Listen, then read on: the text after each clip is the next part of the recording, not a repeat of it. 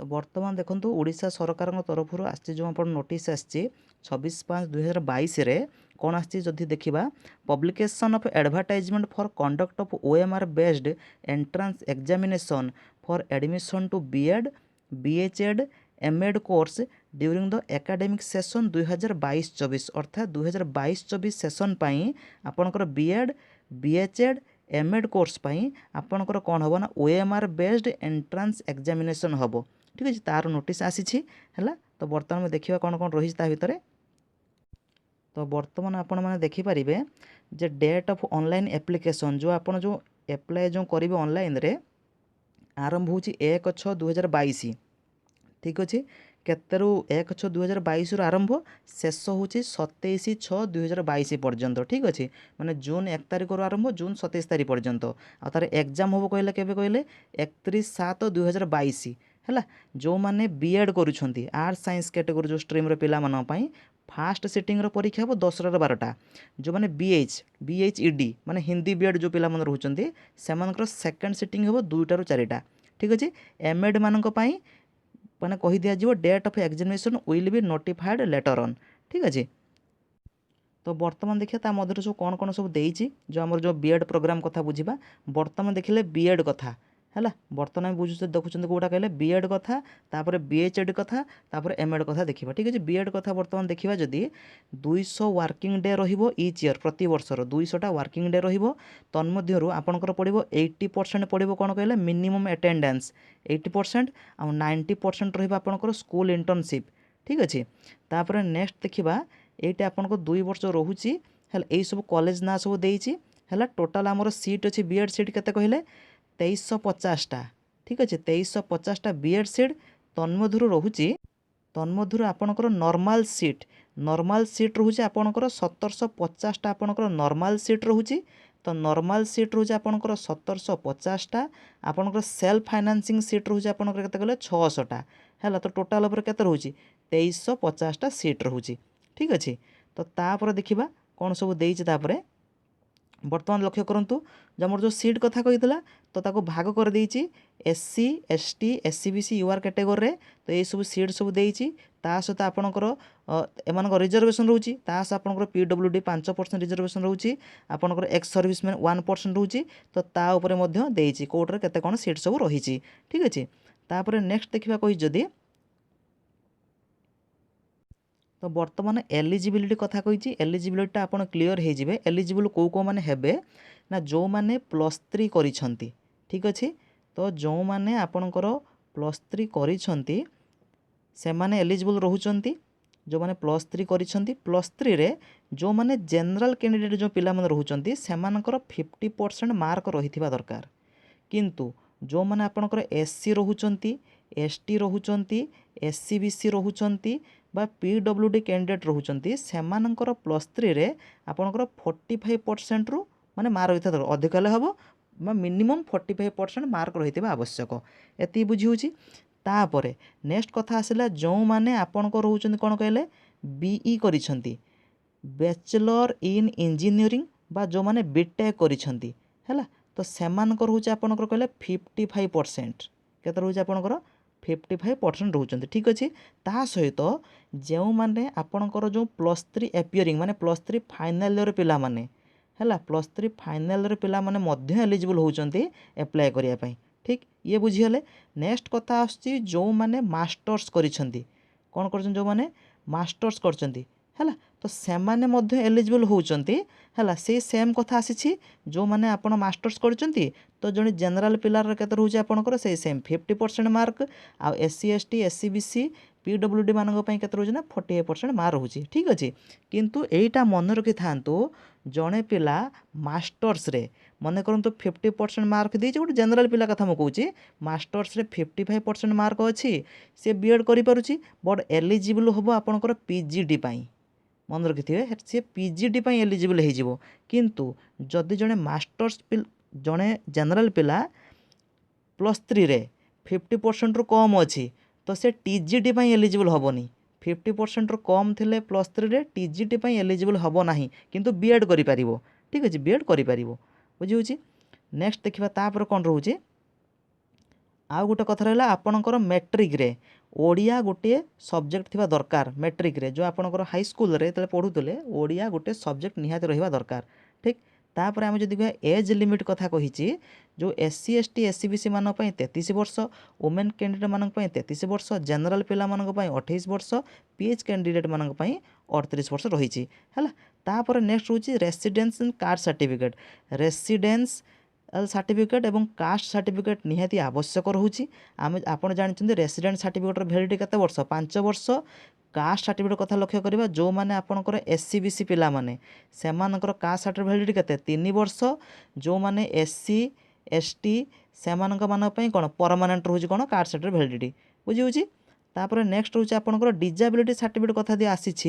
मन रखिए 40% डिजाबिलिटी रही परमानेंट है 40% परमानेंट डिजाबिलिटी रोचे 40% उपरକୁ हम मिनिमम 40% दरकार रोचे ठीक अच्छे तापर नेक्स्ट देखा तापर कौन सब देती एठी आपण देखिपारे डेट ऑफ एंट्रांस कहले 31/7/2022 रविवार ड्यूरेशन रहिबो 2 घंटार परीक्षा हम 10टार हम 12टा पर्यंत परीक्षा फास्ट सिटिंग रे है 40 मिनट एक्सट्रा मिलिबो पीडब्ल्यूडी कैंडिडेट मानक पई 40% एक्सट्रा मिलिबो ठीक अच्छे ता सहित एइटा आपण माने लक्ष्य करि परिबे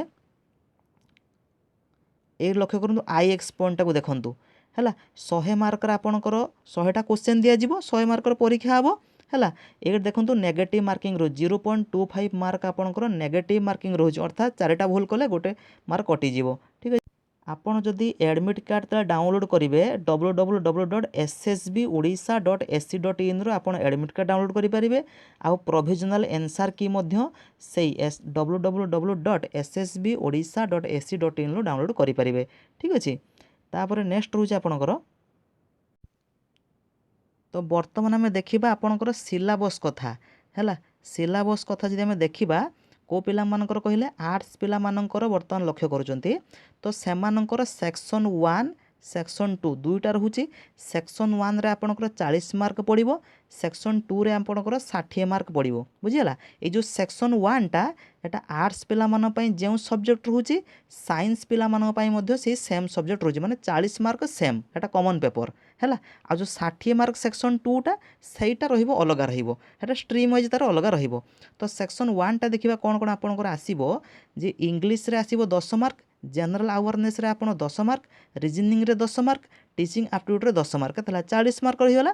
एटा आर्ट्स पिला मान पई तापर होचे आपनकर नेक्स्ट जो 60 मार्क पड़ो इंग्लिश रे आपनकर पड़ो 15 मार्क ओडिया रे पड़ो 10 mark history and political science रे पड़ो 20 मार्क जियोग्राफी रे पड़ो आपनकर 15 मार्क ठीक अच्छे तो मोट उपर केते रहला आपनकर 60 मार्क हेला तो सेक्शन 1 रहला 40 मार्क सेक्शन 2 रे रहला केते 60 मार्क केते 100 मार्कर परीक्षा बुझी तो सेमिति जदि आम साइंस पिला मान कथा लक्ष्य करवा साइंस पिला मान पई से सेम जहाँ थिला सेया साइंस पिला मान पई सेक्शन 1 सेक्शन 2 तो सेक्शन 1 रे 40 मार्क सेक्शन 2 रे 60 मार्क सेक्शन 1 रे सेमानकर पड़ो से इंग्लिश पड़ो 10 मार्क जनरल अवेयरनेस पड़ो 10 मार्क रीजनिंग पड़ो आपनकर 10 मार्क टीचिंग एप्टीट्यूड पड़ो 10 मार्क केते 40 मार्क सेक्शन 1 टा समस्तଙ୍କର सेम रोची है तो सेक्शन 2 जो रोचे आपनकर 60 मार्क एटा आसीज आपनकर अलग हेबो कोन ना फिजिकल साइंस आपनकर पड़ो 20 मार्क बायो साइंस पड़ो 20 मार्क मैथमेटिक्स पड़ो 20 मार्क केते 60 मार्क ये 60 मार्क से 40 मार्क केते 100 मार्कर परीक्षा होची बुझी तापर बर्तमान आसला आपण मैंने जदि जो ऑनलाइन एप्लिकेशन फॉर्म एभेलेबल क्यों वेबसाइट रे हेबो कहले dheodisha.gov.in बा samsodisha.gov.in है यही वेबसाइट रू आपण जो ऑनलाइन एप्लिकेशन फॉर्म जो एप्लाई करेंगे ठीक अच्छे तापर नेक्स्ट रही कौन आपणकर ये देती कौन कहले डॉक्यूमेंट्स दरकार जो एडमिशन बेले कौन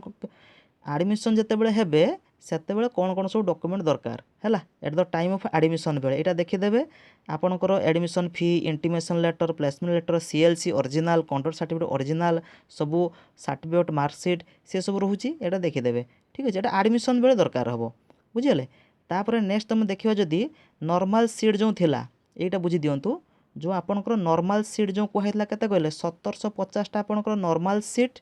है सेल्फ फाइनेंसिंग सीट आपणकर केते कहले 600टा सीट आपणकर सेल्फ फाइनेंसिंग था तो जो नॉर्मल सीट था 1750टा तार 2 वर्षर खर्च आम देखा फास्ट ईयर है 5062 सेकेंड ईयर है केते 4618 टंका है 2 वर्षर खर्च रोचे ठीक अच्छे बुझी जदि आम सेल्फ फाइनान्सिंग कथा लक्ष्य करवा जो 600टा सीट तांकर खर्च 45,000 पर आनाम माने वर्ष को 45,000 टଙ୍କା खर्च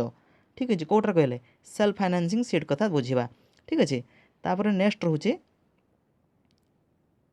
तो बर्तमान है बीएचडी कथा आपणकर हिंदी हिंदी बीएड जो रोचे तो सही हिंदी कथा बर्तमान आई ये मध्य सब सेम रही यार सब सेम रही खाली अलग किसी रोचे कौन यार 100टा सीट अच्छी कौटी कटक रे government Hindi teachers training institute Cuttack से 100टा सीट तो से पे पढ़ी पारे तासह तौक मध्य सेम देती रिजर्वेशन दे जो आपंकर एससी एसटी एससीबीसी अन रिजर्व जो रोचे पीडब्ल्यूडी एक्स सर्विसमैन ये सब रिजर्वेशन सब देती पाखापाखि ये सब सेम सब रही है एलिजिबिलिटी क्राइटेरिया जदि आम बुझा तो एलिजिबिलिटी क्राइटेरिया जो रोचे एमानकर कौन रोचे जो मैंने आपणकर बीए करेंगे बीएससी करेंगे बीकॉम करेंगे है सेमानंकर हिंदी बोले गोटे सब्जेक्ट रही दरकार ताहा इलेक्टिव हो कि पास हो कि ऑनर्स हो आउ सेमाने 50% पास करते आमर जो जनरल पिला मानक पई ठीक अच्छे आउ रहा 45% रही था कौ मानकर कहले एससी एसटी एससीबीसी पीडब्ल्यूडी मानक पई बुझे ये कथा +3 रे 50% मार्क रखिथे जनरल पिला माने एवं 45% मार्क रखिथे एससी एसटी एससीबीसी पीडब्ल्यूडी पिला माने आ हिंदी सेमानकर गोटे सब्जेक्ट थिबा दरकार क्लीयर होची एति कॉन्सेप्ट आपण प्राय क्लीयर होउचंती आ जो माने एपियरिंग फाइनल जो माने पढुचंती से माने मध्य भी एलिजिबल रहउचंती हैला ता सहित जो माने करिसंती आपणकर बीए करिसंती बीएससी करिसंती बीकॉम करिसंती किंतु विदाउट हिंदी हिंदी सेमानकर गोटे विषय बोले नाही तो सेमाने किपर एप्लाय करेंगे सेमाने भी एलिजिबल सेमाने पास करथिबा दरकार कौन ना राष्ट्रभाषा रत्न फ्रॉम राष्ट्रभाषा प्रचार समिति वार्धा शास्त्री फ्रॉम ओडिशा राष्ट्रभाषा परिषद पुरी ठीक अच्छे स्नातक है एठू मध्य सेमाने कौन होचंती जदि ए कोर्स सब करिथिबे ए कोर्सटा देन सेमाने मध्य कौन रोचंती एलिजिबल होचंती एप्लाय करिया पई बुझी आ ता सहित सेमानंकर ओडिया गोटे सब्जेक्ट रही दरकार हाई स्कूल लेवल रे ओडिया गोटे सब्जेक्ट निहात रहा आवश्यक बुझी सेमानंकर मध्य से एज कथा जो कहला जो आमर जहाँ सेटार जहाँ था एटार मध्य सब सैया अच्छी है अलग किसी ना सब सेम सब देती सब सेम मध्य सब देती सेटार जहाँ था एटार सैया देती 33 वर्ष SC ST SCBC women candidate मान 33 वर्ष जनरल मान 28 पीएच कैटेगरी 38 सब सेम सब रखी है रेसिडेंशियल कास्ट सर्टिफिकेट जहाँ कहली सब सेम सब रही तो एमानंकर जो देखा हिंदी पिला मानकर जो देखा सेमानकर एंट्रांस टेस्ट पड़ुची 31/7/2022 सेम दिन रविवार दिन पड़ुची 2 घंटार हम किंतु एमानकर सेकेंड सिटिंग अच्छी 2टा ରୁ 4टा सेकेंड सिटिंग आ पीडब्ल्यूडी मानक पई 40 मिनट एक्स्ट्रा मिलिबो ठीक अच्छे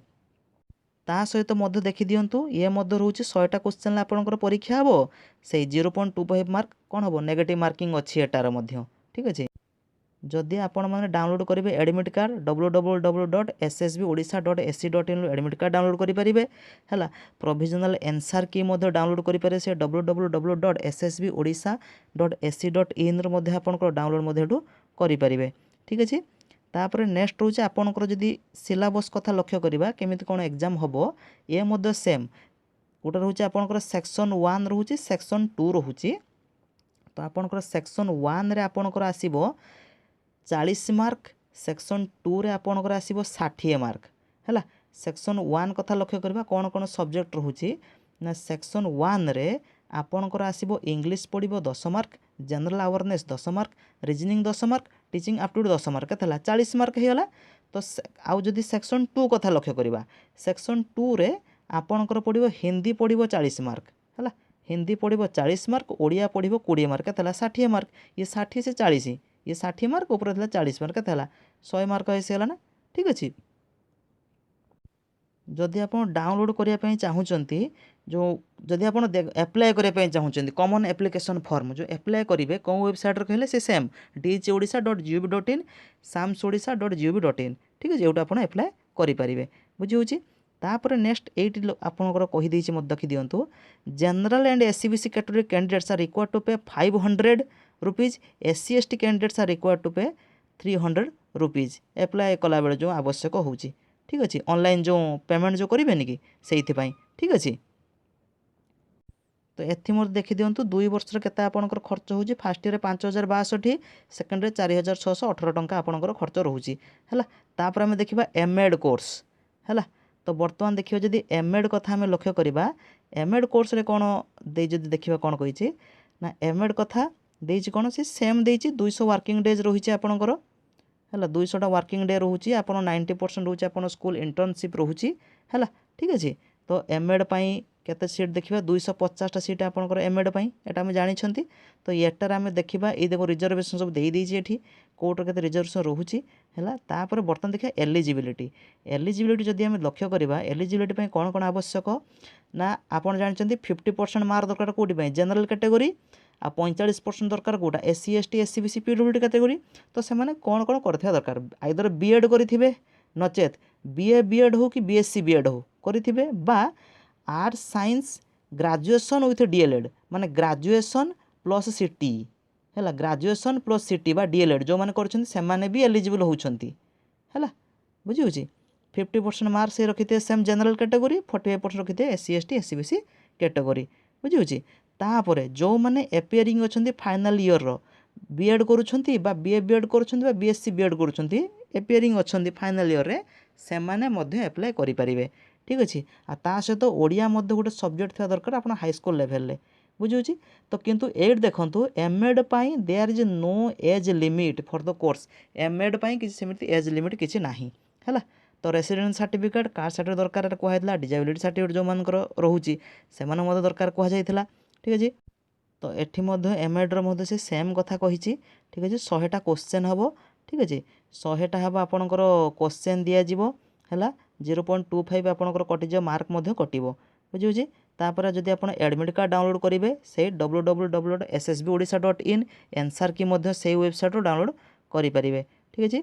तापर मध्ये तले आपण अप्लाई करिवे सेटा हम कहिबी। तो बर्तमान देखंतु सिलेबस कथा एठी आसी जाईछि। तो सिलेबस आपनकर 100 मार्क रो परीक्षा हबो बेसिक्स इन ऑफ एजुकेशन पडिबो 20 mark understanding the learner and learning process पडिबो आपनकर 20 mark curriculum and curriculum transaction पडिबो 20 mark contemporary issues in school education पडिबो 20 mark assessing the learner planning and management of school पडिबो 20 mark एतला 100 mark रो हबा आपनकर परीक्षा हबो ता सहित 0.25 मार्क कोन रहउची आपन नेगेटिव रहउची हैला ठीक अछि। तापर वर्तमान देखिबा कोन रहउची जते बेले आपण अप्लाई करिवे जो कॉमन जो कोन रहल ऑनलाइन एप्लिकेशन फॉर्म जो रहउची जो अप्लाई करिवे dhodisa.gov.in रु बा samsodisha.gov.in लु ठीक अछि। एठो आपण अप्लाई करिवे बुझिउची। तो एठी मो देखंतु आपनकर 2 वर्ष रे केते कोन खर्च होउची प्रथम वर्ष 6627 टंका 6166 टंका ठीक अछि 2 वर्ष एति के आपनकर टोटल ऊपर खर्च पड़ी जिवो बुझिहला। तो पाखापाखि प्राय इन्फॉर्मेशन सब दे दिया गला जदि डाउट थिबो देन आपण कमेंट सेक्शन लिखि परिबे।